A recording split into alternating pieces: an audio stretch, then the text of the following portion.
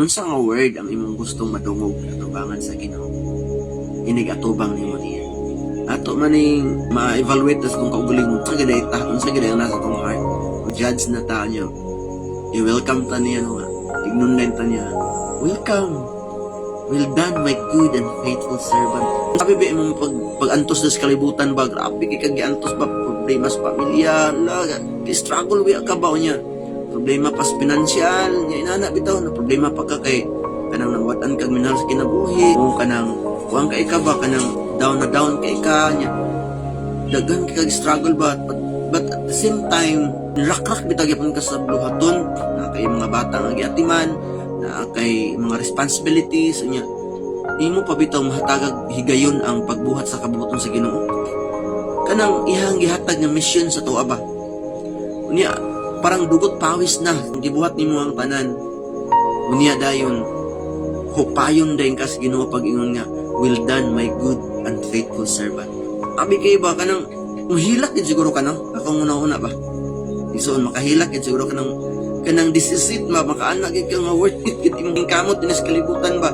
Pakigbisog no nga ngita pa kag kwarta narbaho pa ka na imong lawas ko na kay ka kanang gikapoy na imong lawas pero murak-rak gyapon ka na kay panahon sa pamilya na pagi kay panahon sa imong cell group bitaw nya imong giuna-una ang imong pamilya na una-unaon pa nimo imong cell group unya pag abot tubangan sa Ginoo ba ignon ka sa Ginoo nga well done my good and faithful servant kay naman po isa tapulan ka di ba anak gyud nanaan to sa Ginoo na tapulan ka nga ulipon anak ba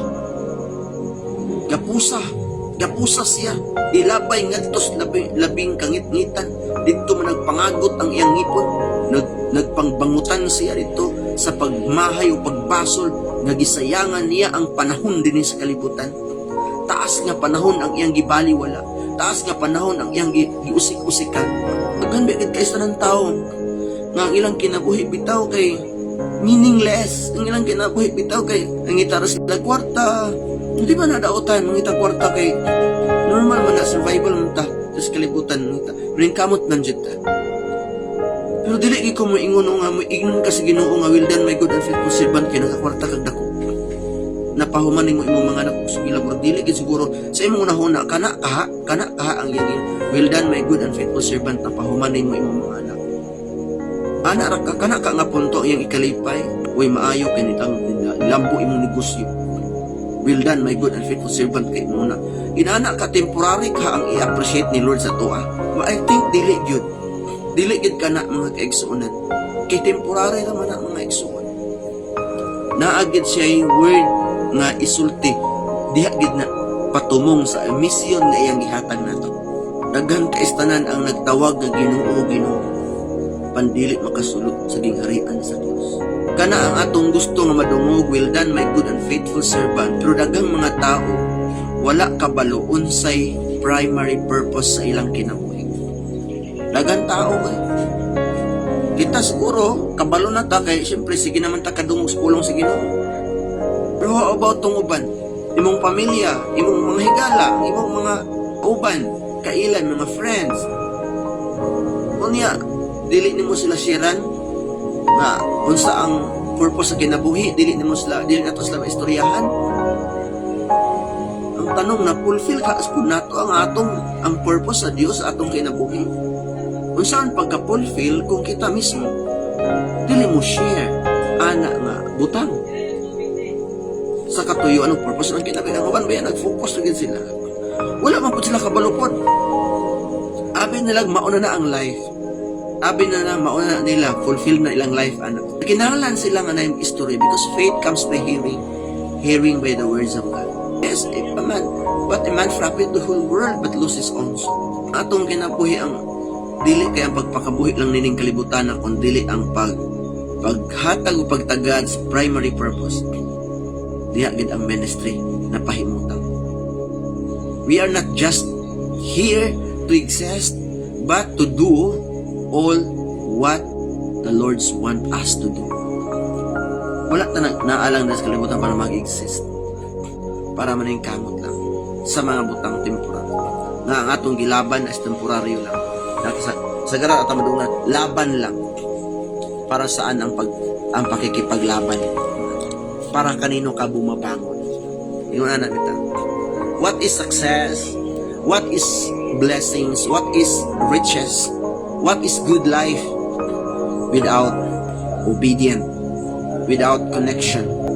Magunsa man daw na nga dato ka istanan, successful kay kinabuhi, puno kay panalangin, maayo kay kinabuhi, pero wala man nakakonect, wala man na-fulfill. So, kana nga kinabuhi, sayang kaayo. We are here to do the mission.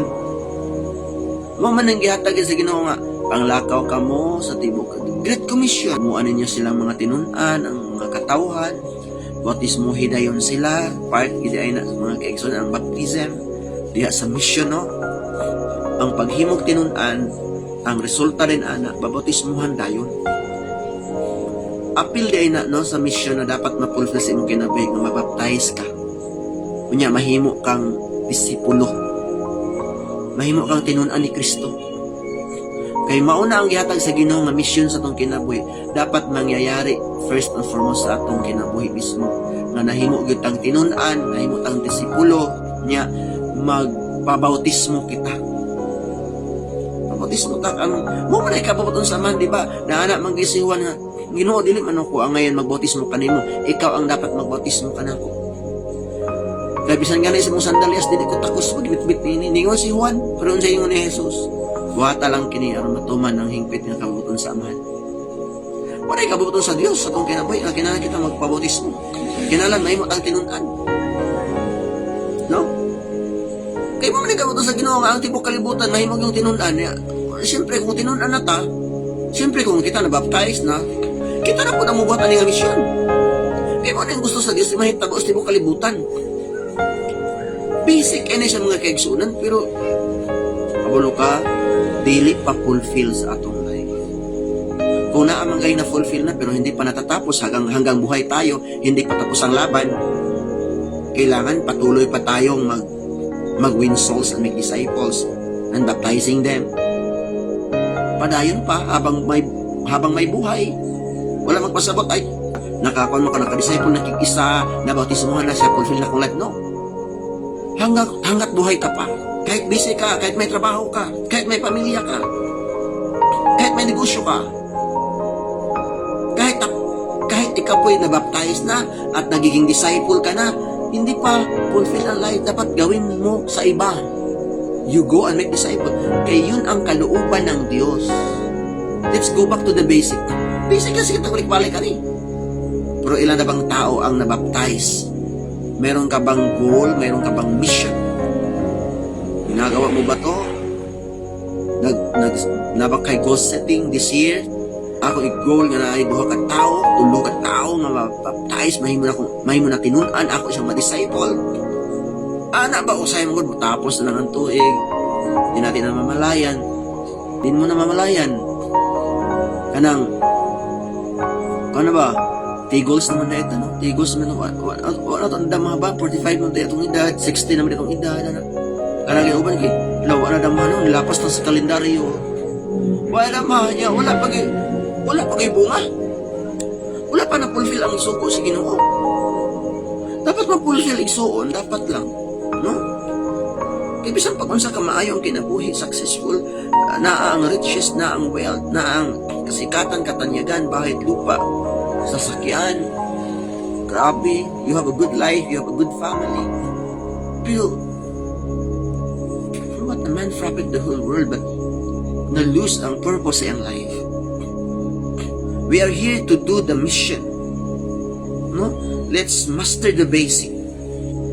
Sa imong una-una o sa imong kasing-kasing, nahimo na natin imong culture sa imong mind. Culture sa imong heart. Nga, ang imong tubong ning kalibutan na to win souls and make disciples. Diba? Yung anak usapan. Pero dagan pa tao dili seryoso anak. Dagan pa po tao nga wala po siya compassion, wala siya passion about anak. Dagan pa tao nga floating. Dagan mga tao nga ang pauta-utaw lang. Minaw-minaw lang siya pero dili niya may acquire sa iyang kinabuhi pa nga buhaton yun. No? Dili aksidente. This is not accident that you are connected in this program to walk sa maturan and even in the church, the Jesus Christ family. God placed you here because God want you to do what He want Him to do.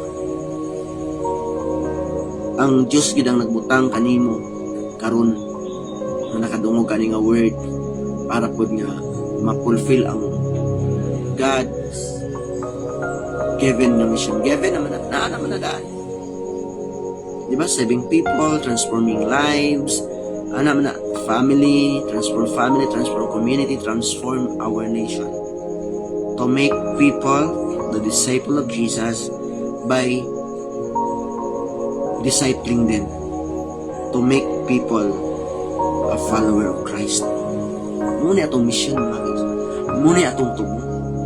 Marami mga tao sira ang buhay, sira ang kanilang pamilya. Kidaog-daog sila sa kaaway. Gihimo silang slave of ignorance. Wala nakabalo sa purpose silang kinabuhi na dapat gid na silang masayran. No? Faith comes by healing. Wala laing kanang solusyon. Si Jesus Christ gid ang solusyon sa kinabuhi. No? Siya lang ang makahatag o fulfill ng life. Unsa man ang purpose atong prayer. Kanang hangtod mobalik si Lord ang purpose to, ang prayer lang nato kay para sa kaugalingon, para sa pamilya, para sa panglawas. Dapat ang atong prayer ato na pong ihatod sa next level. Ang atong ginaampo kana pong mga tao wa pa gid makipagrelasyon sa Ginoo. Nabitong spiritually dead, wala pa gyud ka-connect. Kinahanglan pa yun sila mawalihan. I want to see my family, my community, my country, ma-transform, masave, makaila kang Kristo. 1 Timothy chapter 6 verse 12. Fight a good fight of faith. Take hold of the eternal life to which you were called. Itawag na ita para aning eternal life. Busa fight a good fight. Kupti pag-ayo ang kinabuhing dayon. Kay diha ta gitawag. Gitawag ta na atay tumong mga kaigsunan ang atong kinabuhi na agita diha sa Ginoo. Panghawakan mo kupti pag-ayo kay diha ka gitawag, ilaban nimo na tinawag ka for eternity. Gitawag na ito para sa eternity, dili di pang temporal. No, ato sa tanawon mo sa tagad pagtagad yun ang atong spiritual life. Kay for eternity man ang pagtawag sa Ginoo sa ato, for eternity. Di lang pang temporary. Destiny is the ultimate kana bitawng definer of your life. Ma-define gini man mo life kanang dapat naging saktong destination. Heaven is our destiny. Dili hell atong destiny. Dili kalibutan. Kaya di naman kita mulungta diri. Muna, kinalan i-fight, ilaban nato mga kaigsunan. Kaya na, magod tayo kalaban yun. Magin malikay na kita kalaban. Kinalan, ilaban mga kaigsunan for eternity.